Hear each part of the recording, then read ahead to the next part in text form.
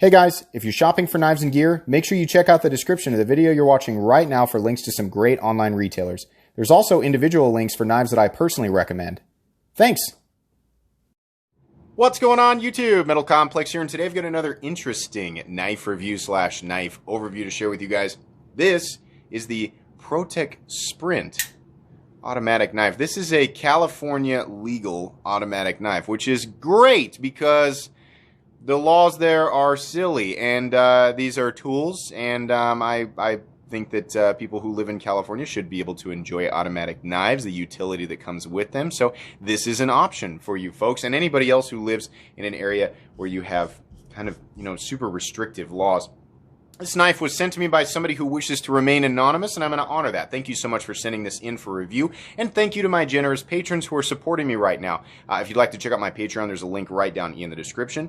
And please follow me on Instagram at metal_complex. Let's go ahead and get a measurement of this teeny tiny little knife. Little teeny tiny thing.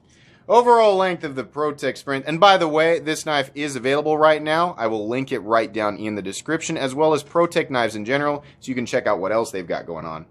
Overall length comes in at 5 inches. Blade length comes in definitively under 2 inches. That's cool. Cutting edge, 1.8 inches overall. Very, very cool. Let's go ahead and do some size comparisons up against the Ontario Rat Model 1. The Rat 1 is substantially larger. It's so small that I'm not going to go to the... I'm just going to keep it in the middle. How about up against the Spyderco PM2 and Spyderco Para 3? So you can see here, even up against the Para 3, the Para 3 looks gigantic. Like, without the PM2, this like, people see this and that must be a PM2. No. Yeah, so there you go. And last but not least, trying to carefully put these away here, up against the bench grade. Man, I don't want to start doing that again. Bench-made Griptilian, or in this case, the Ritter Hogue, and the Mini Griptilian, which is still a knife that dwarfs the Protech Sprint. Normally in this section I would do a hardware check, and I would show you guys my tools, which are extremely recommendable. You can find them down in the description. But like other Protechs, this uses a hex head for the pivot, and then a couple of hex screws back here. That's fine. Hex heads are common if you've got a multi-head bit set, right? Oftentimes you'll have the appropriate sized hex heads in there. So that's fine, no big deal. Not too many pieces there. That's the case with Protech knives. The pocket clip screws are T6 though. I don't have to check that to know. So that's fine, there you go. Let's go ahead and do carry profile up against the Spyderco Para 3. So thickness, yeah, not quite as thick as the Spyderco Para 3. How about length and height? I mean, I don't know that I even really need to do this, but up against the PM2 and Para 3, yeah, not even this. Obviously, guys, this is going to be easy to carry. I don't know that I really need to do the normal thing there, right? This is going to be easy to carry. Let's go ahead and talk about the blade stock thickness here. We'll get a measurement real quick. I'm going to guess 120, 115 thousandths maybe. Oh, not even that.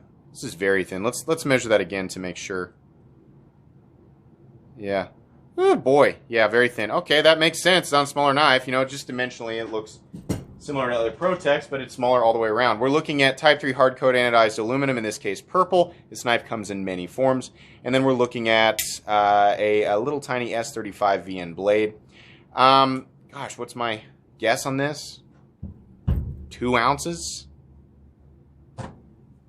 Not even. 1.62 ounces. On this channel, and truthfully, me personally, anything that's under 3 ounces, I just can't note. Like, the difference between a 1.5 ounce knife and a 2.5 ounce knife, it doesn't even register. If it's under 3 ounces, it doesn't really matter what shape it takes. It's just not a weight that I notice. So this is ultra lightweight to me, and I'm sure most people will consider this ultra lightweight, given that it's well under 2 ounces. So incredibly easy to carry. It doesn't really matter what you're wearing. As long as you're wearing pants, you're going to be fine. Let's move on into the bulk of the review here. So aesthetically, I kind of like this shape. It's just a really straightforward shape, and that's the case with most Protech knives in general. These are made in the United States. For anybody who doesn't know, I consider Protech knives to be the best. They make a couple of other styles of knives, but for the most part, their forte is sight-opening automatic knives, and in my opinion, they make the best sight-opening automatic knives in the world. And that's, you know, my after handling so many, there's you know, they're very consistent with their quality control, and their fit and finish all the way around. And you know, the factor that most people ask about on automatic knife is firing power. God, this thing fires hard for such a tiny little knife. It's so powerful. Jeez, it pushes that button, it's like boom. You can barely see. It's like the blade just teleports into place. That's great. I'm glad to see that it still translates to their little knives. Something I always check on automatics is, can I hold the button down and release the blade in a position where it's not getting a lot, it's not getting the maximum spring tension? Does it still stick into place? Does it still want to go to its locked out position? Yeah, it does. So that's awesome. From the closed position to the open position, it just feels great. I love that. As is the case with other Protech knives, the edges are all nicely knocked down, no issues there, fit and finish all the way around is just great. The button is recessed, which means you don't have to worry about accidentally setting it off, right? Consider here how it's going to be carried. For me, in the pocket up against the back seam, and the button's going to be up against my leg. There is virtually zero chance that this knife is accidentally going to deploy in my pocket, and even if I do manage to accidentally push that all the way down, this isn't going to open because it's pressed up against the back seam of my pants, so that's fine. The blade, very nice. We have a flat that carries out to about 60% the length, and we have it's a simple drop point blade with a little bit of a swedge, right? It's nice. We have some satin right here, and then the rest of it is tumbled. Edges up here nicely knocked down. Very pointy, very sharp. Not a tip that I'd call durable, but seriously, are you going to be using this for hard use? Probably not, right? Edge comes down to a nice, not very thin. I mean, this is going to be a little, I mean, it's going to do what you expect it to do, right? You're going to get this out to open a package or a box, and it's going to do that. This is S35VN, which is not typical for Protech. They have a few models out there they're using S35VN, but most of the time you see 154CM. That's fine. While 154CM and CPM 154 are my favorite steels of all time, S35VN is probably my second favorite steel of all time. So that's great. It's going to have better edge retention than 154. I think it's going to be a little bit tougher. I don't know if it's more stainless, right? But it definitely is still stainless. And it's pretty easy to touch up. It's not as easy to touch up as 154, and I'm only making that comparison because that's the other steel that we generally see with Protech knives. But it's still very easy to sharpen and touch up. I think that's an excellent choice for this blade. I don't have a problem with it. Nice little sharpening choil down here, so that's great. Ergonomics. This is for me, it's a 2.5 finger knife. Now, I'm not going to judge it too hard on that because this was designed as a Cali legal auto. Wouldn't make much sense to have, even though other knife companies have done this, to have a sub 2-inch blade and to have a handle that would fit, you know, like it would make sense for a 4-finger grip position. So, but for the 2 fingers, the 2.5 fingers that I'm able to, you know, really use to grab onto this knife, honestly, it's pretty comfortable. I mean, yeah, if I'm going to open a package or something, I'm probably going to hold it like this or like this, I guess. So yeah, I mean, it's fine. It works. It's going to do exactly what you want it to do. You just get the satisfaction of it being automatic, right? Do we need that? No. But is it cool? Is it cooler than just, you know, I always get that guy in my comment section like, "Those knobs are pointless. You just use a box cutter." Seriously, this isn't cool. Whatever, you know. If I'm up on a roof, just to go on a side rant here. If I'm up on a roof and I'm cutting through shingles or some sort of incredibly abrasive material where I'm going to destroy the edge no matter what it is I'm using, sure, I'll use a box cutter out of necessity. For every other moment in my life, I will carry something more interesting because a box cutter is not interesting to me. If you haven't worked it out for yourself, if you're new to my channel, I am a knife enthusiast. So I could care less if a box cutter is more or less practical in any given circumstance. I like stuff like this. This is going to make me happy every single time I get it out, right? And it's neat. This is this is the type of knife that's less intimidating to non-knife people, which I do think about when I'm around. That's why I always carry a second knife. I carry a little Victorinox Cadet in my back pocket, number one. So if somebody asks to use a knife to pry open, I don't know, something that you wouldn't use a knife for, something that normal people who aren't knife people think that knives are supposed to be used for, right? I can give them something like that. I don't really care what happens to the edge on that because that thing takes 5 minutes to you know, reprofile. And also because it's way less intimidating than, you know, like to a normal person, you know, if I'm going to whip out something like this, this is, to knife people, that's just a PM2, but to non-knife people, that's a little bit scary, right?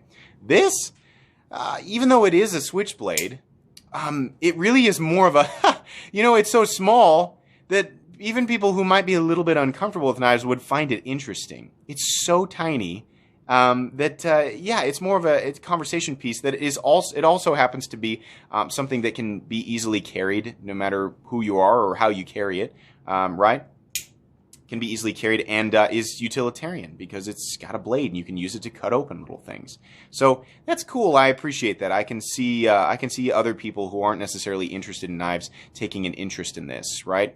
Which is always great. It's always fun to invite new people to share in this very strange hobby that we're all interested in.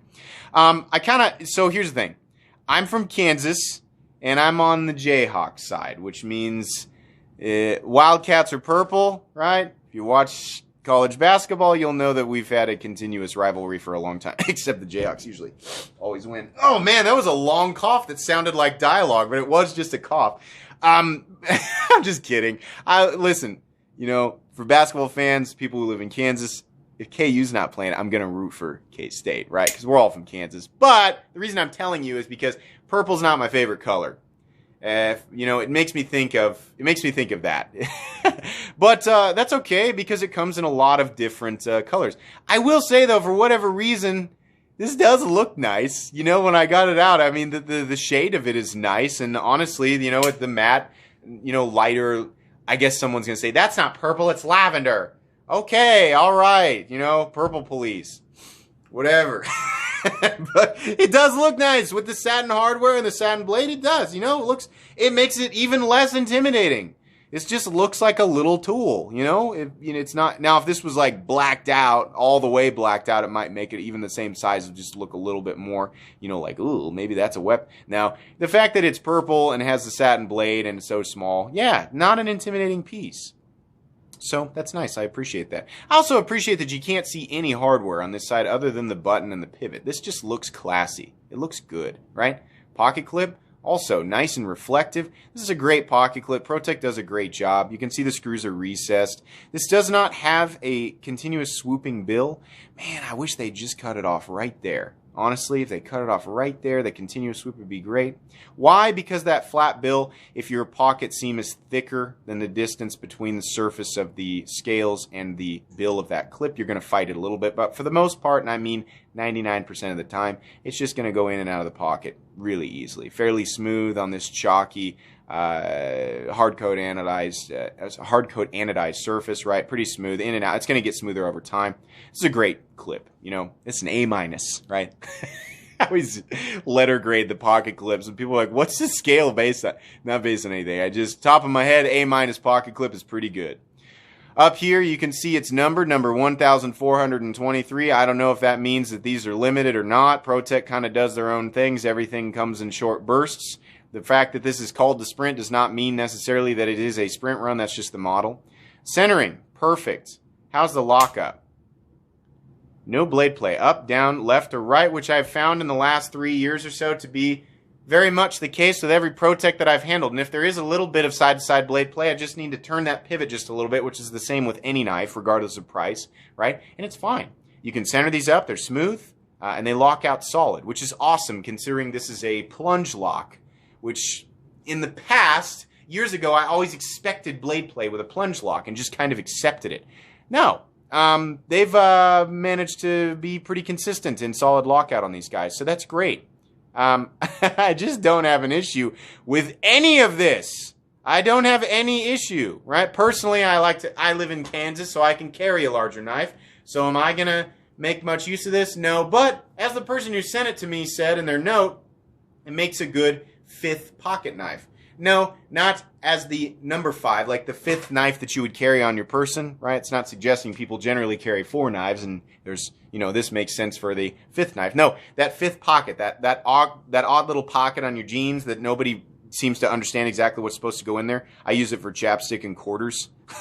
Because my 5th pocket knife is actually my back. I use my back pocket for that, but yeah, this will work for that. So, even if you live in an area where you can carry whatever you want, this is a nice knife to carry just, circumstantially if you, try to make yourself aware of the people around you. This is a less intimidating option than maybe the primary knife you'd be carrying on your person. So it makes a lot of sense to carry something like this in that pocket. So I think, whether you live in California or not, you live in an area where you have crazy restrictions or not, I think this honestly is a knife that just about anybody can get on board with. And on top of that, it's a great knife to introduce. Like, if you want to get a knife as a gift for somebody that's not a knife person, number one, people who have, aren't necessarily overly jumpy about knives, people generally think automatic knives are pretty cool, especially little tiny ones. This is just a fun knife to, expose to, or to use as a knife where you can expose people who are non-knife people to the knife world, right? And they're generally not going to get in trouble with this thing. And they're going to find that it makes their day a little bit easier, right? And it's fun every single time they get it out. Snap. So, yeah, this is pretty cool. Can I recommend this knife? Yeah, I forgot to look up the price on this thing. What are these? Are these like, I should have looked that up, 150 or so, 160? In any case, I've never had a problem with Protech's pricing. You can go back and watch every single one of my Protech reviews, and I've said, for the most part, the same thing. Protech is pretty good about pricing their knives, and these are legitimately made in the United States. So those of you who live here in the U.S., you can take pride in the fact that you are supporting American manufacturing if you pick something like this up, and you're getting a quality, dependable tool for whatever you're going to use it for, right? So that's excellent. Yeah, heck yeah, I can recommend this knife. This is awesome. Check this knife out. Doesn't matter if you live in California or not. Check it out. It'll be listed right down below, along with Protech knives in general. You cannot go wrong with a Protech knife.